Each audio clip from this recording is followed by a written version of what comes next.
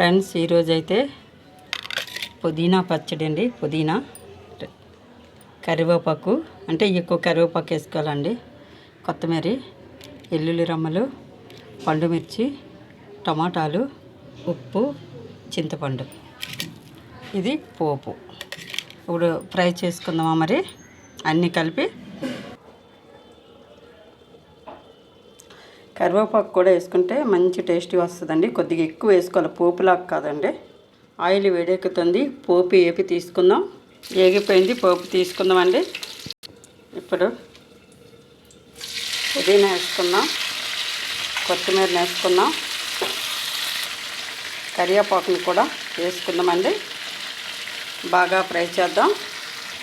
ఎల్లుల్లిపాయలు, పండుమిర్చి 4 వేసుకున్నామండి, కారం తగ్గట్టుగా. ఎక్కువగా ఫ్రై చేయకూడదండి. ఇప్పుడు టమాటాలు వేసుకుందాం.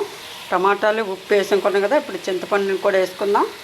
డ్రై క్వాలిటీగా వేపకూడదండి. మనకి ఇడ్లీలోకైనా, దోశల్లోకైనా, లేదు రైస్లోకైనా చాలా బాగుంటుంది. లూజుగా ఉండాలి పచ్చడి. చల్లారి పెట్టుకుందాం అండి. చల్లారిపోయిందండి, మిక్సీ పట్టుకుందాం. ఆర్పీస్ లేదు కదా ఈరోజు అయితే అండి. ఇదిగండి పుదీనా, కొత్తిమీర, టమాటా పచ్చడి అండి. లైక్ చేయండి, సపోర్ట్ చేయండి ఫ్రెండ్స్.